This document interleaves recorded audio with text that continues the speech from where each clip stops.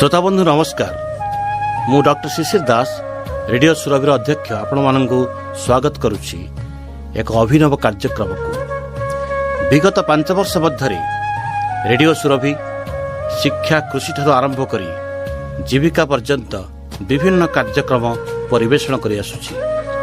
आदि ठारू सेही परी शिक्षा दीक्षा कार्यक्रम अंतर्गत एक नुआ शिक्षा दिगंत उन्मोचन हेउछि, जार ना चलतु जानिबा इतिहास बा लेट्स नो हिस्ट्री। यही कार्यक्रम द्वारा ओडिशार महाविद्यालय पढ़ुथिबा छात्र छात्री एवं विभिन्न प्रतियोगितामूलक परीक्षा देउथिबा प्रार्थी माने विशेष उपकृत हेबे। रेडियो सुरभिर यही अभिनव कार्यक्रम सारा भारतवर्ष रे प्रथम बोली अभिहित करा जाई पारे। यही ऐतिहासिक कार्यक्रम समस्त प्रश्नोत्तर प्रस्तुत करिसंती इतिहास विभाग प्रोफेसर कामाक्षी प्रसाद दास और सहयोग करिसंती श्रीमती नीलिमा दास। आसंतु सुनिबा इतिहास।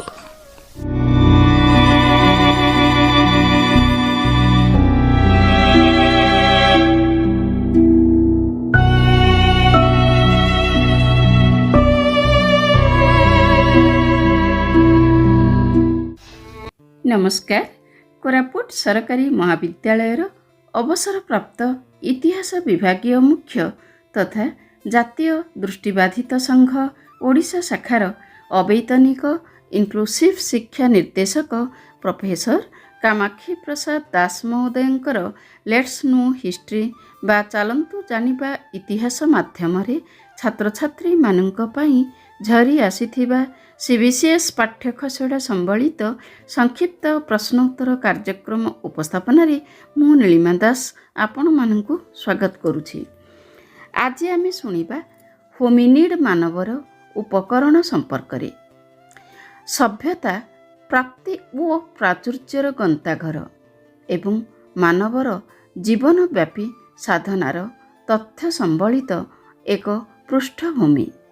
एही परिप्रेक्षी रे आदिम सभ्यता जो प्रवाहमान प्रक्रिया दे धीरे धीरे आधुनिक सभ्यता आड़कू गतिशील होइथिला एवं विभिन्न पर्याय दे उपकरण को निर्माण करिथिला से संपर्क रे आजिर प्रश्नोत्तर। प्रश्न 1। होमिनिड मानव माने केउ कारण जोगु कौनसी उपकरण तैयारी करि पारु नथिले? उत्तर हातर व्यवहार जानि नथिबा कारणरू। प्रश्न 2। केउ कारण जोगु होमो हाबिलस मनीष होमिनिड मनीष मानक अपेक्षा अधिक उपकरण तैयारी करि पारिथिले? उत्तर हातर व्यवहार जानिथिबा कारणरू होमो हाबिलस मनीष होमिनिड मनीष मानक अपेक्षा अधिक उपकरण तैयारी करि पारुथिले। प्रश्न 3। उपकरण निर्माणकारी मनीष कहिले कौन बुझा जाए? उत्तर होमो हाबिलस मनीष को बुझाए। प्रश्न 4। होमो हाबिलस मनीषर जीवाश्म केउ ख्रीष्टाब्दरे प्रथमे आविष्कृत होइथिला? उत्तर 1961 मसीहारे प्रथमे आविष्कृत होइथिला। प्रश्न 5। होमो हाबिलस मनीषर जीवाश्म को प्रथमे केउठारे ठाब करागला? उत्तर आफ्रिका महादेश स्थित केनियार कुबिफोरा और तांजानियार ओल्डुभाई गर्ज नामक स्थानरू ठाब करा जाइथिला। प्रश्न 6। होमो हाबिलस मनीष संपर्क रे केउथिरु प्रमाण मिलिथाए? उत्तर सेमाने व्यवहार करिथिबा विभिन्न उपकरणरू प्रमाण मिलिथाए। प्रश्न 7। होमो हाबिलस मनीषर उपकरण गुड़िको किए प्रथमे आविष्कार करिथिले? उत्तर जोनाथन लिके नामक जणे नृतत्वविद आविष्कार करिथिले। प्रश्न 8। होमो हाबिलस मनीष मानकर खपुरी गुड़िक देखिबाकू किभली थिला? उत्तर प्रसारित ओ बहु अंश विशिष्ट थिला। ପ୍ରଶ୍ନ 9 ପ୍ରାଚୀନ ମଣିଷ କେଉଁ ଉପକରଣ ସାହାଯ୍ୟରେ ସମୁଦ୍ରରୁ ମାଛ କଙ୍କଡ଼ା ଇତ୍ୟାଦି ଶିକାର କରୁଥିଲେ?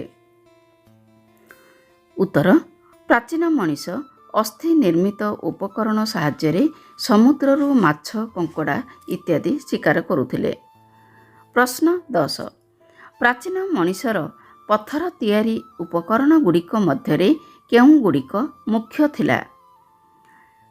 ଉତ୍ତର ଅନୁପ୍ରସ୍ଥ ତୀର, ଫଳକ ଏବଂ ଓସାରିଆ ଧାରଯୁକ୍ତ କୁଠାର, ବିଭିନ୍ନ ପ୍ରକାରର କୋରଣା, ସୁନାଗ ଓ ଫୋଡ଼ଣୀ, ଲିହଣ, ସିଲେଇ ଫଡ଼ଣା ଭଳି ଅସ୍ଥି ଓ ସିଂହ ନିର୍ମିତ ଅସ୍ତ୍ରଶସ୍ତ୍ର ପ୍ରଭୃତି ମୁଖ୍ୟ ଥିଲା। ପ୍ରଶ୍ନ 11 ଅସ୍ତ୍ରଶସ୍ତ୍ର ନିର୍ମାଣ କରିବା ପାଇଁ ପ୍ରାଚୀନ ମଣିଷ ମୁଖ୍ୟତଃ କେଉଁ ଅସ୍ଥିକୁ ବ୍ୟବହାର କରୁଥିଲା?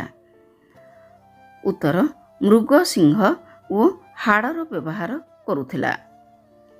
ପ୍ରଶ୍ନ 12 ପ୍ରାଚୀନ ମଣିଷର ପାନିଆ କେଉଁଥିରେ ନିର୍ମିତ ହୋଇଥିବା ଜଣାଯାଏ?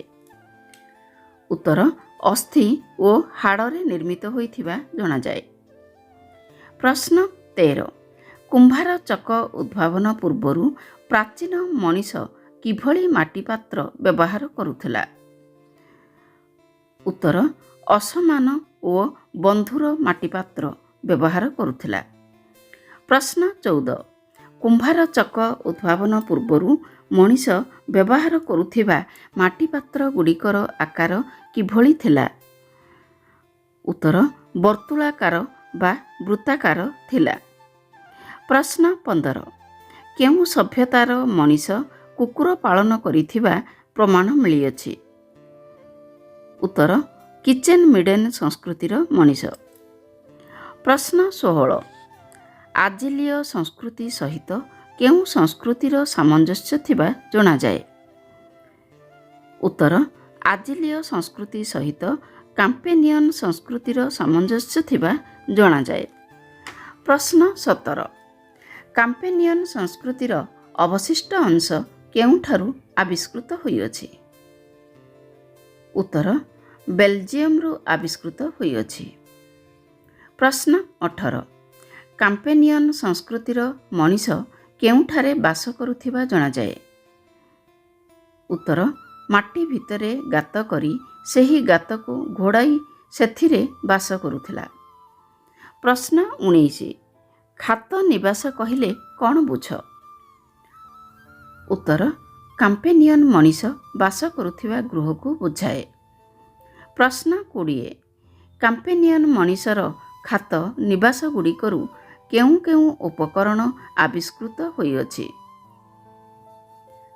ଉତ୍ତର ସ୍ୱତନ୍ତ୍ର ଧରଣର କୁଠାର, ଅନ୍ତଃପ୍ରସ୍ଥ ତୀର, ଫଳକ, ଚମଡ଼ା ସିଲେଇ କରିବା ନିମନ୍ତେ ଏକ ସ୍ୱତନ୍ତ୍ର ଫୋଡ଼ଣୀ ଓ କରଣା ପ୍ରଭୃତି ଉପକରଣ ଆବିଷ୍କୃତ ହୋଇଅଛି। ଆଜି ପାଇଁ ଏତିକି। ପୁଣି ଆସିବି ଆଗାମୀ ଅଧ୍ୟାୟରେ। ସେ ପର୍ଯ୍ୟନ୍ତ ବିଦାୟ ନେଉଛି। ନମସ୍କାର।